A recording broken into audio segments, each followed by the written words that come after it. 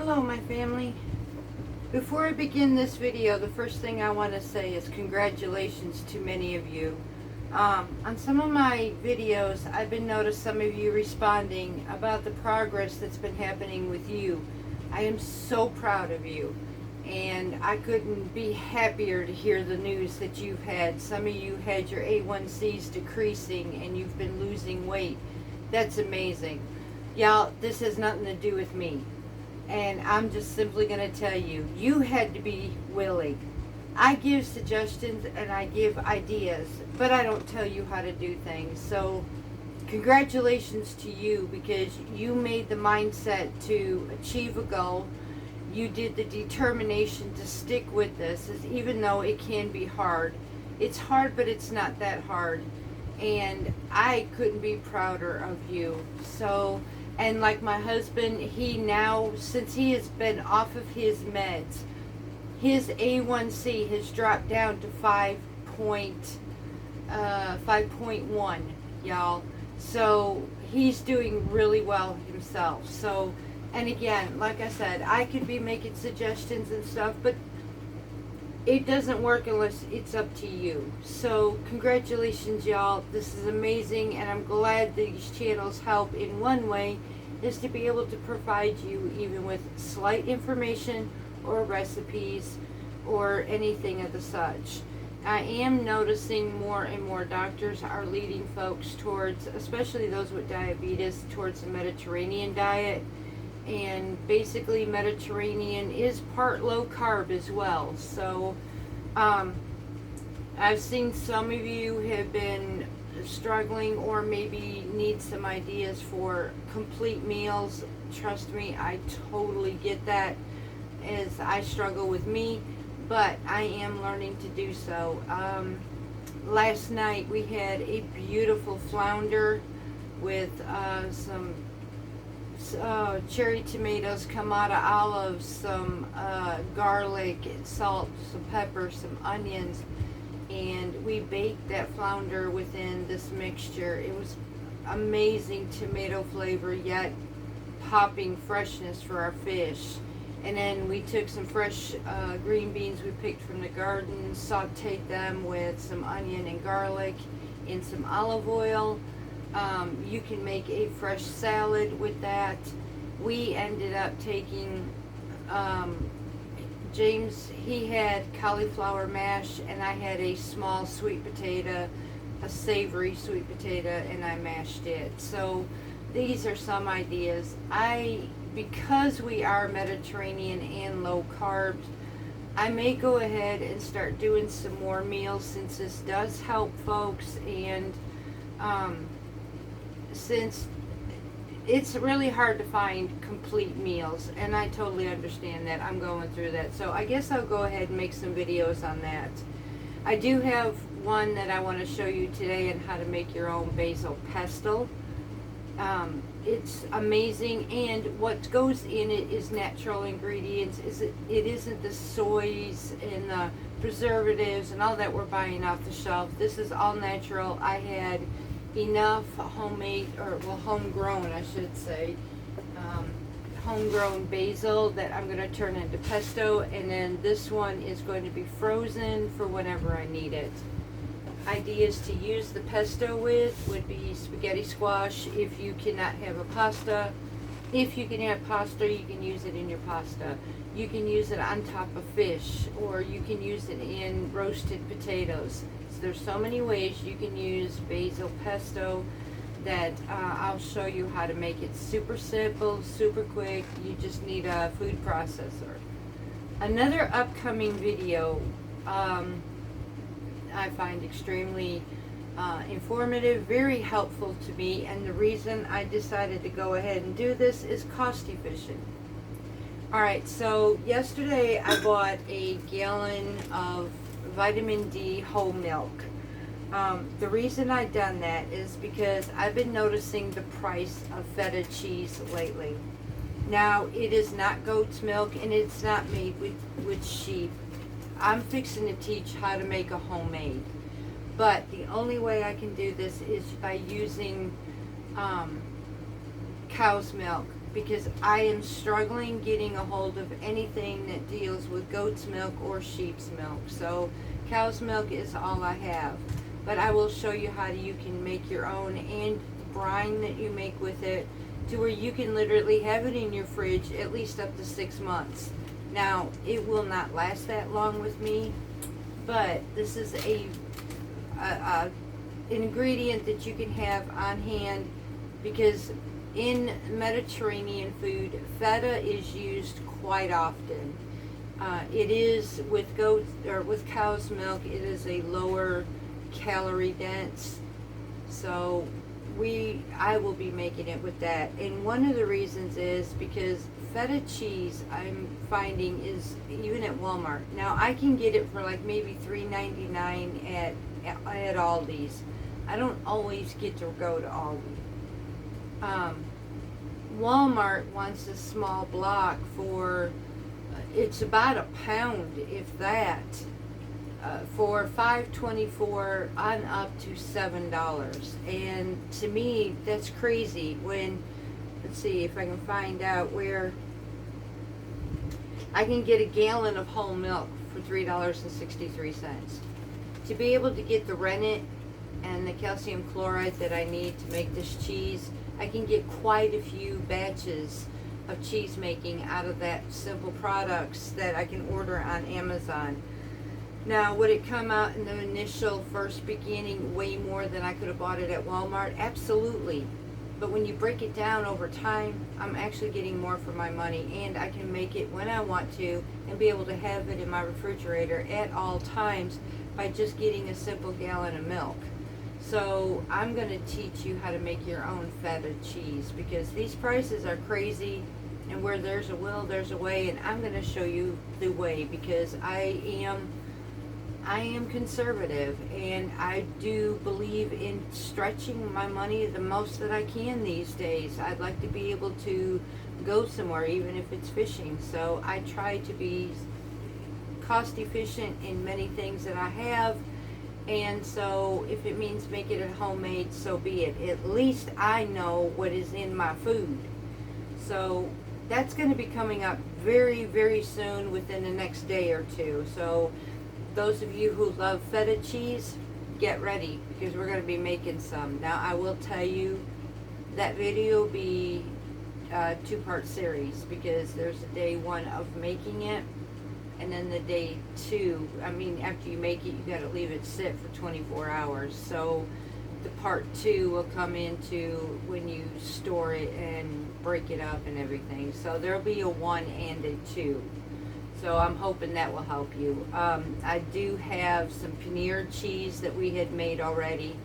I don't think I've done mozzarella cheese quite yet with y'all, so I may do that. So any type of cheese that I can come up with that I have done that ends up being simple per se to make, I will do that. But if I find that it's cheaper literally to buy it from the store, I probably won't make it, because it wouldn't make any sense to me. But feta cheese right now, it is so much cheaper. It's, Lord have mercy, it's anywhere from $4 to $2 cheaper for me to make my own. So that's a good chunk of change. So we're going to be doing that one. Now, if you need to know the stats on basil pesto, for 2 tablespoon servings, it has 187 calories. And mind you, it has 20.3 grams of fat, but the fat is actually coming from the olive oil that we're using and the Parmesan cheese. As far as carbs go, for 2 tablespoon serving, it's got 1.4 grams of carbs. So that's a good amount that you can get a nice flavor to any of your vegetables, y'all. So this works out actually really good. And it's got 2.2 grams of protein and only 0.3 grams of sugar, which is way low. I mean, you have way less than a gram of sugar in this as well. So this is a type of seasoning that you can add to your food. Even Mediterranean is amazing with it. So I will teach you how to do that. Any other ideas that you would like me to be able to do with you, if I don't know how to do it, I'll figure it out. Y'all are worth that. No one should have to struggle. We've struggled enough in life, and if I had the time, then I'm going to go ahead and I'm going to share this with you. It's the reason why I'm teaching you everything homemade as I can.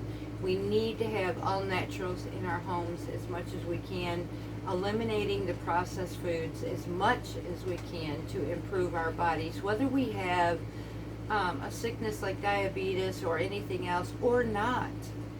Staying away from processed foods is the best thing we could ever put into our bodies. So, and that's me.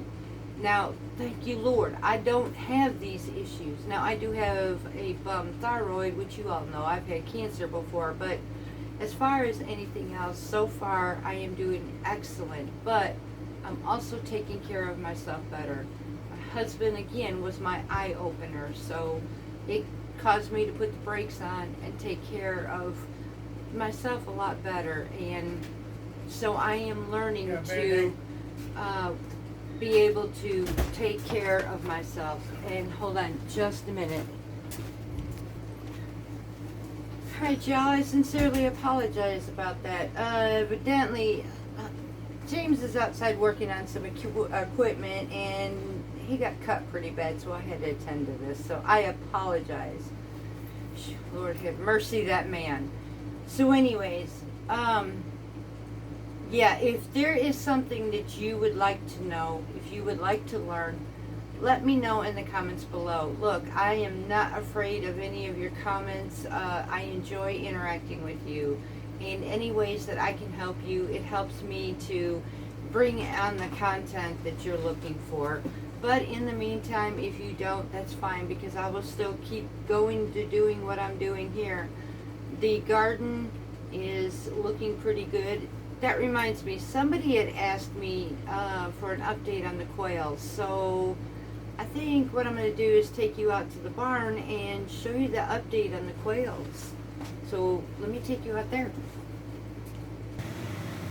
And here's the quail family, y'all. Look how big those, remember those itty bitty tinies? Now, granted, yes, you see that their cage isn't very high.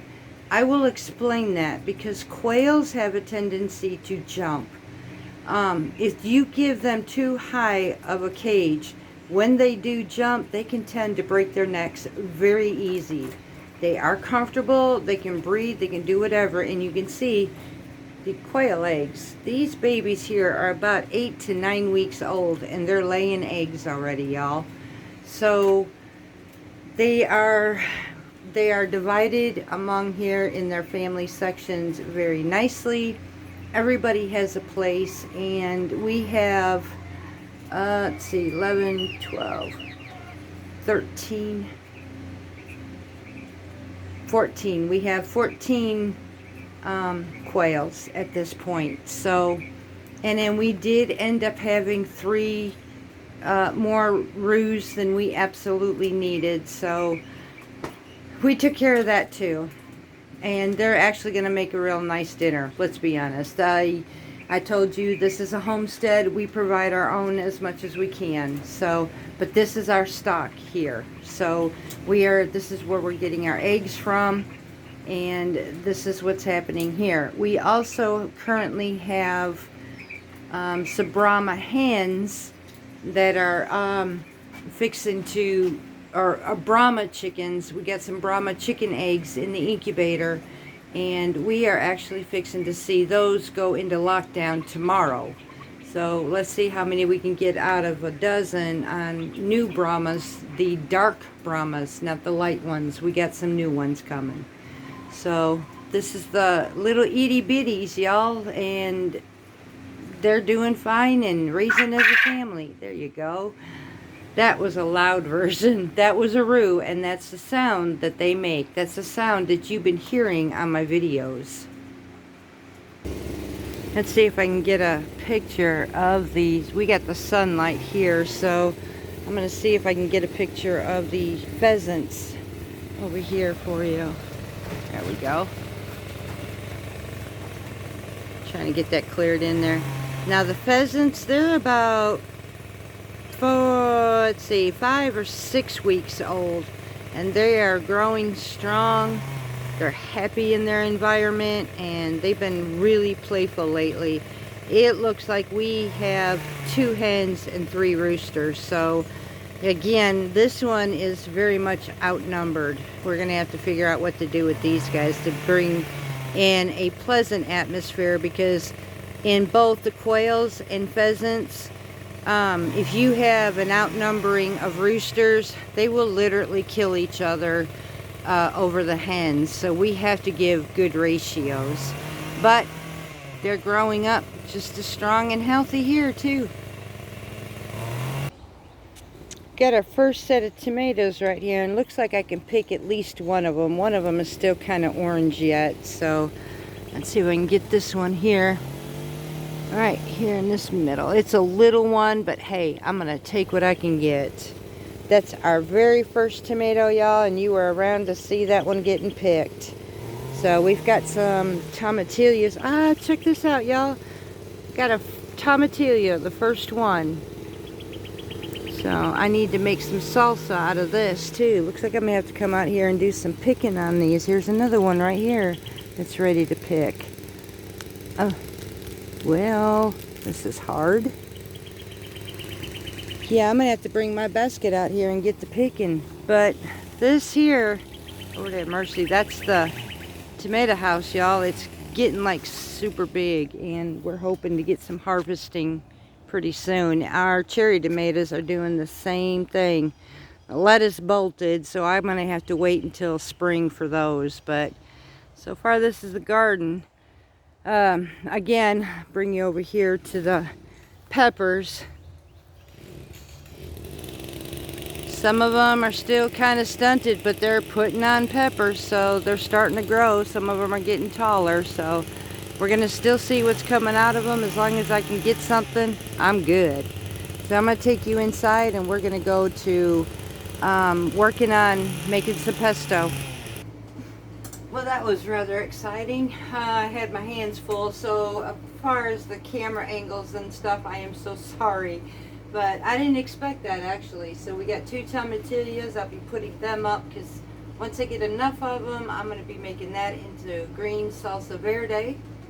And it looks like our tomatoes are starting to come on. So what I may do until I get enough in through my canning is I may peel my tomatoes and stick them in my freezer until ready, until I get enough to make my sauce and whatever else I want to make out of them.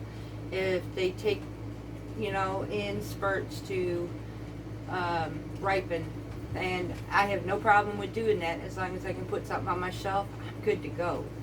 So let's get to this pesto.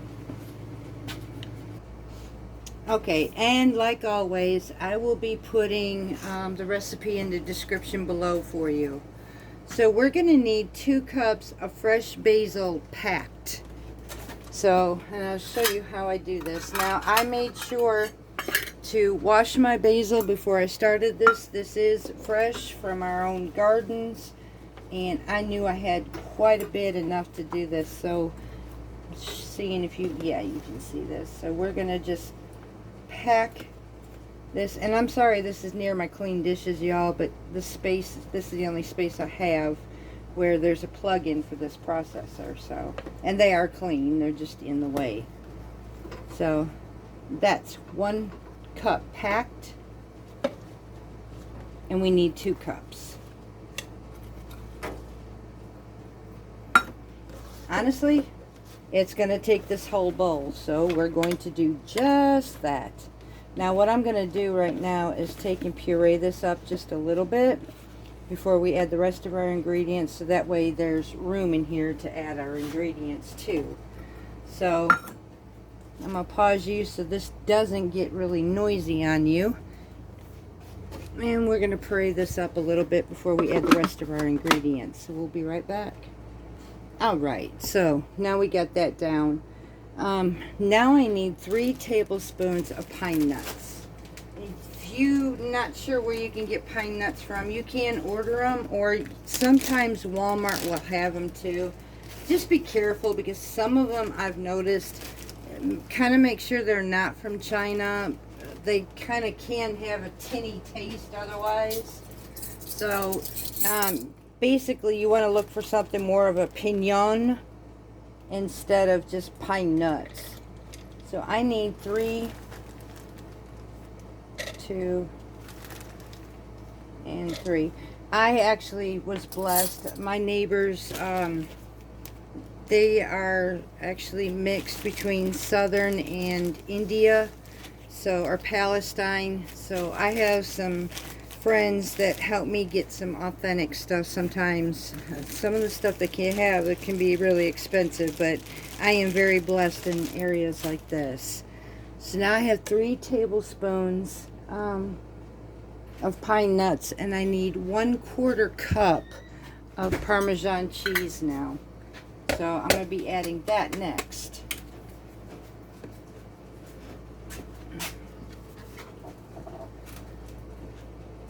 And I'm using fresh grated Parmesan.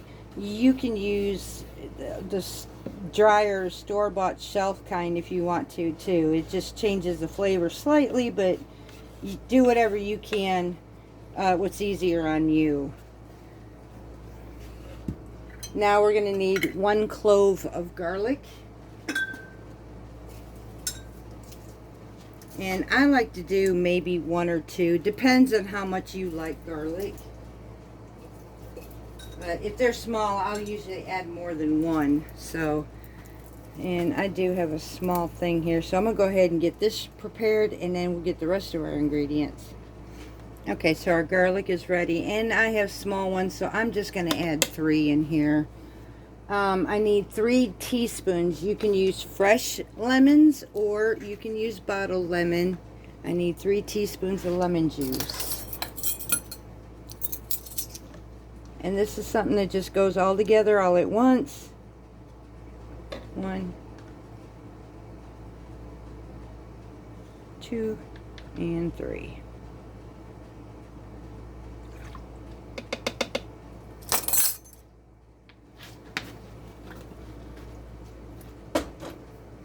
I need some kosher salt and pepper to taste. So I'm just going to take a pinch of my kosher salt. And I'm going to have some black pepper in here.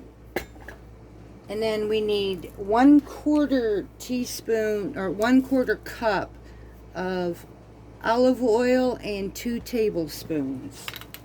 So, and that will be the last of these ingredients. And from there, I will show you how I'm going to store this. It will stay in your refrigerator if you wanted to just jar the whole thing up for about a week. But there is a way to make this last longer, and I will show you how to do that as well.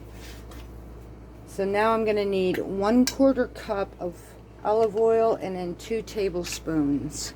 And I am using extra virgin olive oil. That's what it requires for this recipe. There's 1/4 cup. I am using the patanas from Walmart as well, because it's about as close to real, besides California Ranch, that I have found. And now I need 2 tablespoons of this. And that's my final one. And now all I'm going to do at this point is blend this up into our pesto. So I'm going to go ahead and get this blended and then show you the final as soon as this is all mixed up. But it's as simple as this. It usually takes about maybe 5 minutes to make this. Super simple and all fresh ingredients, as you've seen. So you get a way better flavor than anything you get from the store. I couldn't wait for my basil to grow up for this. So let me get this processed and we'll be right back. Okay, y'all, so we finished off our pesto, and this is what we have. And I tried this. Oh my goodness, it's amazing. Absolutely amazing. I love homemade everything. This is why I do homemade, y'all. So I'm going to move this out of the way for a moment and set this up and show you how I am actually going to preserve this, and hope this helps somebody else. So I'm going to get this cleaned up and let you be able to see this better. Okay, so I had a while back purchased this little ice cube maker off of Amazon, It was cute. It makes the perfect little squares. So I'm going to use this and freeze it. Now, if all you have is just a regular ice cube maker, that's fine too. You don't have to have anything fancy or nothing like that. But I am going to preserve my pesto by freezing it. So, and again, this makes about jelly jar size. So if you think you're going to go through this within a week, by all means go ahead and do that. But I know I'm not. So I'm just going to go ahead and fill my little ice cube trays, and then I'm going to stick it in the freezer until they're frozen. Once they are frozen, I'm actually going to stick them in a Ziploc bag and use them as I go along. So this is a way that I can preserve it. These will last for about 6 months, and by then I know I'll go through it then. But there is nothing better tasting than homemade pesto, considering it. I know I didn't have any soy oil or nothing like that in here, or any other kind of preservatives I really didn't want in my ingredients. So, and this is the reason why I grow my own herbs, so that I can do something like this. I'm gonna go ahead, finish off filling these cells, and get this in the freezer, and we will be right back. And just like that, we are finished. So I got about 10 cubes, and they're now sitting in my freezer. That will give me, at least for one person, a couple meals for me and hubby. It could get still yet. I can get more for one person than I can two. However, another thing that I can do with that is actually make a marinade for chicken. That pesto goes with fish, it goes with chicken, it goes with so much. So, and that's the reason I wanted to share that with you. And honestly, it made me a good 2 cups worth of basil.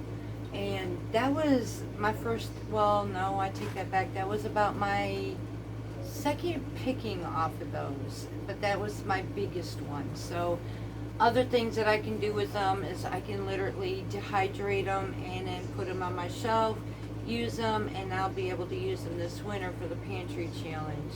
I'm currently still picking anise hyssop so I can have some beautiful tea, especially this winter. So I am excited.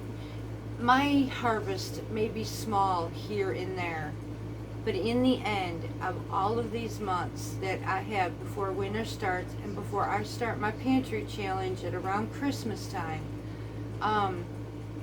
I am going to have enough to sustain us for quite a while again, at least for a couple months like I do every year. So everything's small, and that goes for you. If, like I said, even if you're doing it from the grocery store, y'all, I'm going to continue to keep encouraging you, but fresh is better. And even if you can get it from the grocery store, cooking with fresh, I'm going to encourage you to do so too. I am using more fresh herbs and vegetables and fruit than I've honestly ever done before, and I will be honest with you, I've never felt better. My skin has never felt better. I know I keep saying that, but as time goes on, there is even more improvements than I've ever known to even be possible. So now, like tonight, we're having, I'll actually tell you what we're having. We're having a beautiful lemon rosemary quail with a side of roasted potatoes for me. Hubby is getting roasted radishes, which will be his potato substitute, by the way, in Mediterranean food with low carb, safe. So giving you this meal that we are making tonight, it's a home meal that I am going to tell you what we're doing and how to present it. And then with that, we're having a side salad. Now he will have his homemade ranch dressing. Me, I'm going to have a lemon vinaigrette. So that is another meal that we are having. Full Mediterranean, wholesome, fresh foods, and better for us. So, and like I said, and when we hit the gym, it feels even better, to be honest with you. I never thought at my age right now I would be doing this. This is something, sadly, I should have been doing when I was so much younger. But you know what, y'all? I'm not ashamed. I'm not ashamed to go ahead and start now. I may be in my middle 50s, but you know what? Life is just beginning for me, and I feel it. I've got so much more inside of me, and I'm going to keep doing what I do until I can't no more. And hopefully that's when I can take my last breath, because this is something I absolutely enjoy. I can't get away from it because it's amazing. I cannot tell you how much amazing this is to me. So I will be continuing to share my meals. I am getting ready to go ahead and do some more meal preps with y'all again. We'll be cooking in the kitchen again, but look forward, because that feta cheese recipe is coming up and that video is coming up, and I'm sure quite a few of you will absolutely enjoy this. If you want to go ahead and start ordering right now, there's 2 ingredients that you're going to need for this, for sure. Now, others have made it with vinegar and all that, but I'm going to be honest, I have better consistency and better texture by using the rennet tablets. These are fairly inexpensive on Amazon, I will tell you.